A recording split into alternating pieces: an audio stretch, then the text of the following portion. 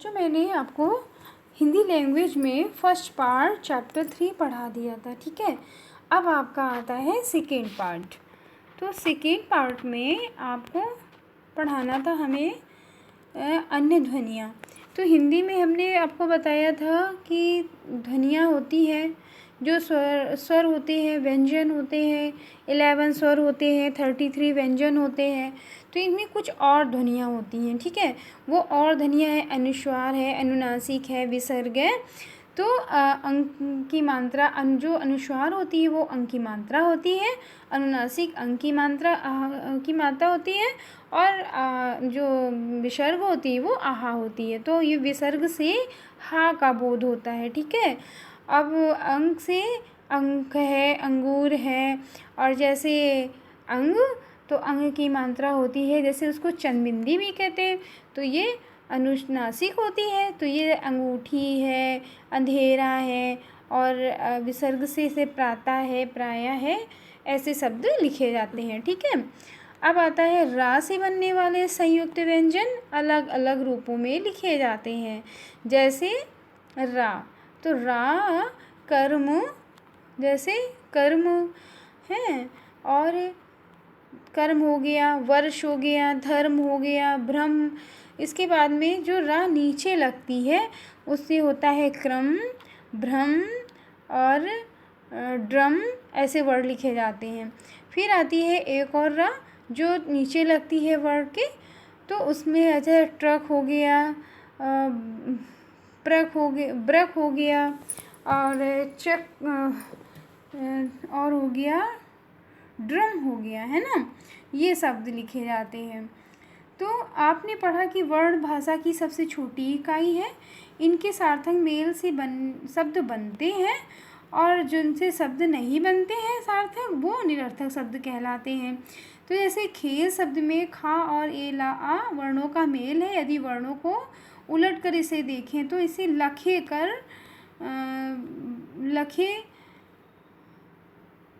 कह दिया जाएगा, है ना। तो यह शब्द नहीं कहलाएगा क्योंकि इसका कोई अर्थ नहीं है। अच्छा, जिसका कोई अर्थ नहीं होता वो निरर्थक शब्द कहलाते हैं। बालक विद्यालय जाता है, तो ये शब्दों अगर जोड़ दिया जाएगा तो वो वाक्य बन जाएंगे, ठीक है। आपने देखा ऊपर दिए गए स्वर और व्यंजनों के मेल से बने सार्थक स्वर व्यंजन के मेल से बने शब्दों को सार्थक शब्द कहा जाता है या सार्थक शब्द बन जाते हैं। अब स्वरों और व्यंजनों का सार्थक मेल शब्द कहलाता है। स्वर और व्यंजनों का सार्थक मेल, स्वर और व्यंजनों का सार्थक मेल शब्द कहलाता है, और स्वर और व्यंजनों का सार्थक मेल ना हो तो वो शब्द निरर्थक हो जाते हैं, ठीक है। अब शब्द के जो भेद होते हैं, शब्द के भेद होते हैं 3 प्रकार के। एक उत्पत्ति के आधार पर होता है, प्रयोग के आधार पर होता है, ठीक है। दूसरा रचना बनावट के आधार पर होता है, और चौथा होता है अर्थ के आधार पर। ओके, अब आप नीचे इधर और देखते हैं दूसरे पेज में। अब आता है उत्पत्ति के आधार पर। अब देखते हैं उत्पत्ति के आधार पर शब्दों के कितने भेद होते हैं। 2 होते हैं का, एक तत्सम होता है, एक तद्भव होता है, ठीक है। बनावट के आधार पर शब्दों के कितने भेद हैं। 3 हैं। कौन कौन से हैं। रूढ़ है, यौगिक है, और योग रूढ़ है, ठीक। अब प्रयोग के आधार पर शब्दों के कितने भेद होते हैं। प्रयोग के आधार पर शब्दों के विकारी और विकारी में आते हैं संज्ञा, सर्वनाम, विशेषण, क्रिया, ठीक। अविकारी में आता है क्रिया विशेषण, संबोधन, समुच्चय बोधक और विस्मयादि बोधक। ओके बेटा।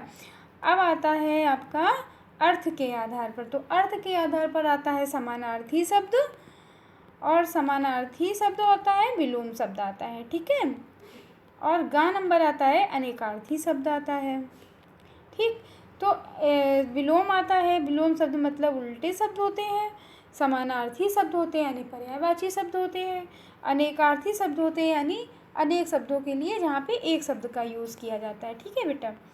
अब आता है वर्ण विच्छेद। तो शब्द में प्रयुक्त सभी वर्णों को अलग अलग करना वर्ण विच्छेद कहलाता है। जैसे कृषक, माला, इनको अलग अलग शब्दों में वर्णों में बांट दिया गया, तो ये वर्ण विच्छेद कहलाते हैं, ठीक है। जैसे तितली है, इनको भी वर्ण में डिवाइड कर दिया गया। मौसम है, इनको वर्ण में डिवाइड कर दिया गया। ठीक, तो ये सबसे छोटी ध्वनि जिसकी और खंड ना हो वर्ण कहलाती है। वर्णों का व्यवस्थित क्रम जो होता है वर्णमाला कहलाता है। वर्णमाला में 2 प्रकार के वर्ण होते हैं, स्वर और व्यंजन। हिंदी वर्णमाला में स्वर की संख्या 11 होती है। वर्णमाला में व्यंजनों को स्वरों की सहायता से बोला जाता है। ठीक है, स्वर और व्यंजनों की सार्थक मेल से शब्द बनते हैं और स्वरों के निश्चित जो चिन्ह होते हैं मात्रा कहलाते हैं।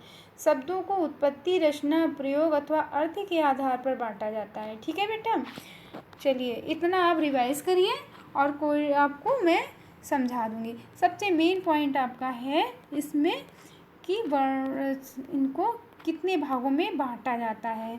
उत्पत्ति के आधार पर, बनावट के आधार पर, प्रयोग के आधार पर, अर्थ के आधार पर। ठीक है, इनको आप सभी बच्चे लर्न कर लीजिए, इनको आपको लर्न करना है। ठीक है बेटा।